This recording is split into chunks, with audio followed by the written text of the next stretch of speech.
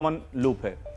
सबसे पहले ये जो बीच वाली है, इसमें इस पे कोरोमंडल एक्सप्रेस हावड़ा की ओर जा रही थी और डाउन लाइन पर एक दूसरी ट्रेन इस तरफ आ रही थी, यशवंतपुर एक्सप्रेस, और यहां पर एक मालगाड़ी खड़ी हुई थी। अब जब ये ट्रेन यहां से आई तो एक महत्वपूर्ण जो खबर है वो जानने की बात है कि यहां पर एक स्टार दिख रहा है। इस स्टार का मतलब है कि यहां पर सिग्नल था, ये सिग्नल दिया गया था। जब ये ट्रेन इधर से आई तो चूंकि सिग्नल दिया हुआ था तो ये अपनी फुल स्पीड से आ रही थी, 125 किलोमीटर प्रति घंटे की रफ्तार से। यहां पर एक कैची होती है, जहां पर ये तीर का निशान आप देख रहे हैं, एक तीर का निशान के साथ एक लकीर है जो इस लाइन से इस लाइन को जोड़ती है। ये कैची बंद होनी चाहिए थी क्योंकि सिग्नल दिया हुआ है। ये ट्रेन सीधी निकल जाती अगर ये कैची बंद होती। चूंकि सिग्नल तो दे दिया गया लेकिन कैची खुली रह गई और ये कैची इस लूप लाइन की ओर इशारा कर रही थी, यानी इधर की ओर रेलवे लाइन को ले जा रही थी। ऑटोमेटिकली ये सिग्नल देख करके ये फुल स्पीड पर ट्रेन आई, लेकिन कैची इधर की ओर होने की वजह से ट्रेन इस लूप लाइन में चली गई। लूप लाइन में जब गई तो यहां पर एक पहले से गाड़ी खड़ी थी, मालगाड़ी, और वो 125 किलोमीटर की रफ्तार से जाकर के मालगाड़ी टकरा गई। बिल्कुल। और दर्शक देखिए आसानी से इसको और समझ सके, ग्राफिक्स के जरिए रविकांत को चाहूंगी कि आप बताएं कि जिस कैची का आप जिक्र कर रहे हैं, एनिमेशन के जरिए आप बताएं कि कैसे वहां से कोरोमंडल एक्सप्रेस आती है, कैची खुली रहती है तो वो कॉमन लूप पे चली जाती है। देखिए ये ट्रेन आ रही है, हावड़ा की ओर जा रही है, कैची यहां पर है, कैची खुली है। इस टर्म का हम इस्तेमाल कर रहे हैं कि कैची का मतलब है ये इस लूप लाइन में ले जाने के लिए जो पटरी है वो जुड़ी हुई है, और जो भी ट्रेन उधर से आएगी वो सीधे ना जा करके लूप लाइन में चली जाएगी। तो यहां पर कहीं सिग्नल था, सिग्नल दिया हुआ था, ये ट्रेन आगे आई। अब इसके आगे का जो एनिमेशन है वो हम आपको दिखाएंगे। इसके बाद क्या हुआ, ये गाड़ी आई और इस लूप लाइन में आ गई। अब इस लूप लाइन में आने के बाद जाहिर सी बात है यहां पर ये ट्रेन खड़ी हुई है तो हादसा होगा, ये मालगाड़ी से जाकर के टकराई है। अगला जो एनिमेशन का पार्ट है उसमें आप देखेंगे कि किस तरीके से ये टकरा रही है। ये जब टकराई है तो इस मालगाड़ी से टकराते हुए इसके सारे जो कोचेस हैं वो डिरेल हो गए, और पीछे का जो हिस्सा है, पीछे के जो 3 डिब्बे हैं वो उस तरफ पलट गए या उछल गए होंगे। तो ये जब उछले हैं तो आप देख रहे हैं कि जिस समय, जिस पॉइंट ऑफ टाइम पे ये उछल रहे हैं उसी समय वो गाड़ी पास हो रही है, और लगभग पूरी गाड़ी पास हो चुकी है। सिर्फ 2 आखिरी के जो डिब्बे हैं उनसे ये 3 डिब्बे जाकर के टकराए। और हम आपको बता दें कि हादसा क्यों इतना गंभीर हुआ।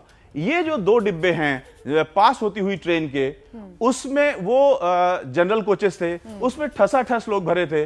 जो हावड़ा की ओर कोरोमंडल जा रही थी उसके जो पिछले 3 डिब्बे थे वो भी जनरल थे, उसमें भी ठसाठस लोग भरे थे। तो ये जो 5 डिब्बे हैं ये बुरी तरीके से टकराए हैं, जिसमें जो सवार लोग थे ज्यादातर की मृत्यु हुई है।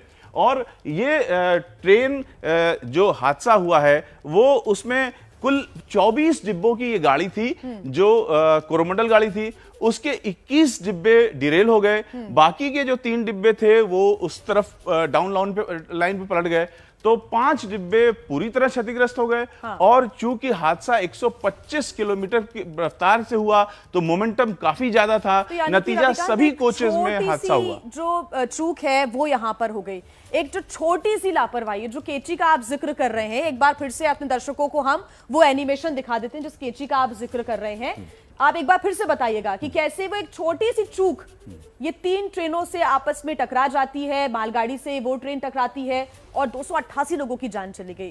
डेथ टोल और बढ़ सकता है जैसे कि खबरें भी आ रही हैं। एक बार फिर आप इसको समझाएं एनिमेशन को। देखिए कैची जो है वो उसमें चूक होना ये अक्षम्य अपराध है। ये इसको किसी भी तरीके से ये कल्पना नहीं की जा सकती है कि इतनी बड़ी लापरवाही हो सकती है, क्योंकि कैची ही निर्धारित करती है कि रेल किस दिशा में जाएगी। क्योंकि कई पटरियां होती हैं, एक दूसरे से इंटरलिंक होती हैं, अपनी अपनी जगहों पे जाने के लिए वो गाड़ियां चेंज की जाती हैं, पटरी चेंज की जाती है। नहीं होता है इंजन के अंदर जब लोको पायलट चला रहे हैं तो स्टीयरिंग के माध्यम से नहीं चलाए जाते हैं, सिग्नल के माध्यम से और कैची के माध्यम से ही ट्रेन आगे बढ़ती है। बिल्कुल, जब सिग्नलिंग दे दी गई आगे की, तो इसका मतलब है कि पायलट ये मान लेगा कि कैची इस तरीके से एडजस्टेड है कि गाड़ी सीधे ही जाएगी।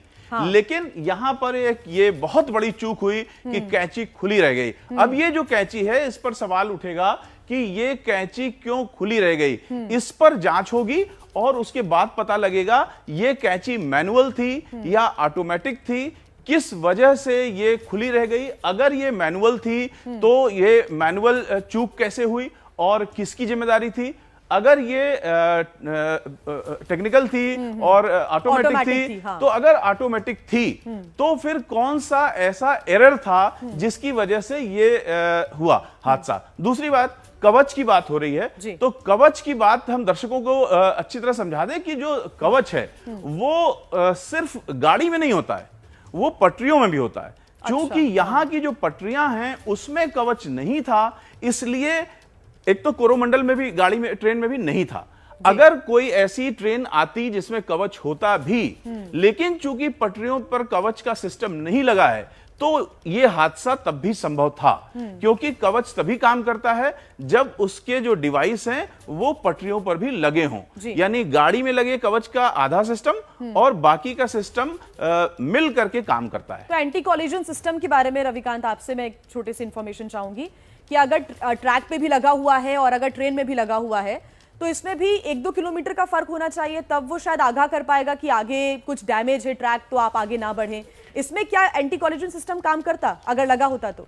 अगर इसमें एंटी कॉलिजन सिस्टम लगा होता तब ये काम करता, क्योंकि वो सारे पॉइंट्स जहां जहां हादसे हो सकते हैं वो सारा उसमें डेटा लगातार मिलता रहता है। अच्छा। तो कैची खुली है ये कवच में पता लग जाता, एंटी कोलिजन डिवाइस में पता लग जाता कि आगे कवच खुला है, उसको डेटा ऑटोमेटिकली मिलता रहता।